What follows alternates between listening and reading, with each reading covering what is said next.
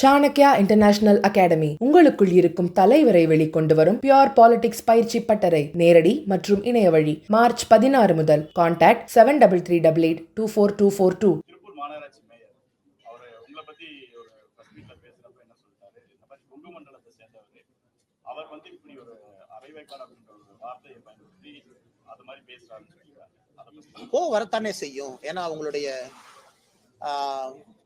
நெஞ்சில சுமக்கிற தலைவரை பத்தி நம்ம தப்பா பேசுறோம் அப்படிங்கிற கோவம் வரத்தாங்க செய்யும். அதான் இவங்களே என்னன்னாங்கன்னா அடிமைகள். அவங்கெல்லாம் அடிமைகள். இவங்கெல்லாம் எப்படிப்பட்ட அடிமைகள்னா, எந்த வித ஒரு தலைவனுக்கு ஒரு தகுதி இருக்கணுங்க. there should be a basic character. மண்ணில இருந்து வந்திருக்கணும், மண் சார்ந்து வந்திருக்கணும், மக்களுக்கு ஏதாச்சும் பண்ணிருக்கணும். அவர்களை எல்லாம் தலைவர்களா ஏத்துக்கிட்டு சுத்துற கட்சி இந்த திமுக. உதயநிதி ஸ்டாலின், இன்பநிதி அவர்கள். உங்க திருப்பூர் மேயர்லாம் போய் இன்பநிதி ஸ்டாலினுக்கு சேவை பண்ணுங்கன்னா போய் சேவை பண்ணுவார். அந்த மாதிரி ஆட்கள். அதனால இவங்க சொல்ற கருத்துக்கெல்லாம் பதில் சொல்லி என்னுடைய தரத்தை நான் தாழ்த்திக்கு விரும்பலீங்கன்னா, நான் உதயநிதி ஸ்டாலின் அவர்கள் ஒரு தலைவராகவே மதிக்கல.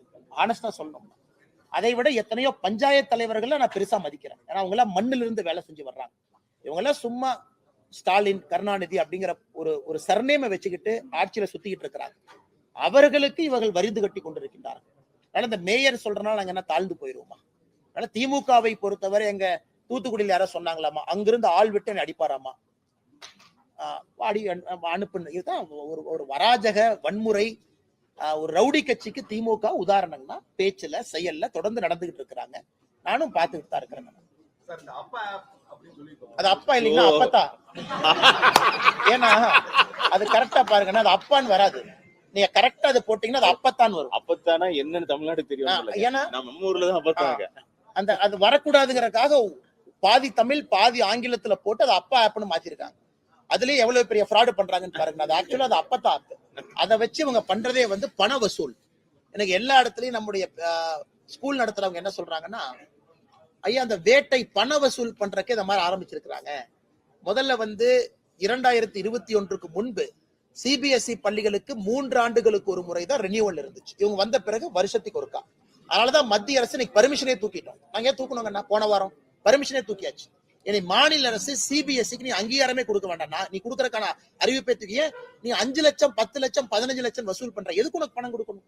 அது ஒன்றுங்கண்ணா. இரண்டாவது, இன்னைக்கு அங்கீகாரத்தை தூக்குனதுக்கு அப்புறம் இந்த கூட்டத்தை போடுறாங்க. அப்பான்னு போட்டு ஸ்கூல்ல பேரண்ட் டீச்சர் எல்லாம் கொண்டு வந்து அவங்கள வச்சு ஒரு பண வசூல் பண்றாங்க. இவங்க வேலையே ஏதாவது பண்ணி கல்லூரியில பள்ளிக்கூடத்துல பண வசூல் பண்ணலாங்கிறத அவங்க நோக்கம்.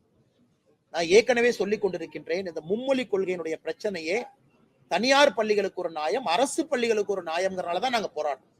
அதுக்கு இந்த அப்பா, இந்த அப்பத்தா, இதெல்லாம் ஒரு காரணங்க. முடிச்சுக்கலாமா?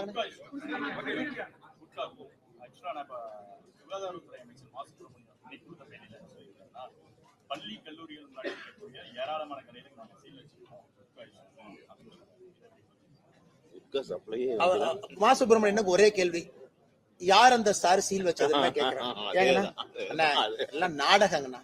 எங்கூட மாசு ஒன்ன வரட்டும், இங்க திருப்பூர்ல என் கூட வாங்கினா உங்களுக்கு தெரியும். நான் சும்மா உங்களுக்கு விரும்பல. எத்தனை பள்ளிக்கூடத்து பக்கத்துல எத்தனை குட்கா, எத்தனை சிந்தட்டிக் ட்ரக்கு, எத்தனை கஞ்சா, எத்தனை அப்படின்னு நான் வாங்கி கொடுக்குறேன். கூட வர சொல்லுங்கண்ணா. அப்படி சீல் வச்சாருன்னா ஐயா சொல்லிட்டு யார் அந்த சார் சீல் வச்சது, எந்தெந்த பள்ளியில போய் அந்த சார் யாருன்னு சொல்லிட்டு. எங்கேயும் சீலெல்லாம் வைக்கலன்னா சும்மா கதை விட்டுட்டு இருக்காங்க. இவர்கள் வந்த பிறகு பள்ளிக்கூடம் எல்லாம் இன்னைக்கு கஞ்சா காடுகளாக மாற ஆரம்பிச்சிருக்கு. பிளே கிரவுண்ட்ல நான் பார்த்தேன், தனியார் பள்ளி ஒண்ணு மெசேஜ் போட்டிருக்காங்க கோயம்புத்தூர்ல, உங்களுக்கு பாத்தீங்களான்னு தெரியல. குழந்தைங்களுடைய பேக் எல்லாம் வீட்டுக்கு வந்தா செக் பண்ணுங்க, பள்ளிக்கூடத்துல நாங்களும் உள்ள வரும்போது செக் பண்றோம். இந்த அளவுக்கு குழந்தைகள் மீது சந்தேகத்தை ஏற்படுத்தக்கூடிய ஒரு பள்ளி கல்வித்துறையை அவங்க நடத்திட்டு இருக்காங்க.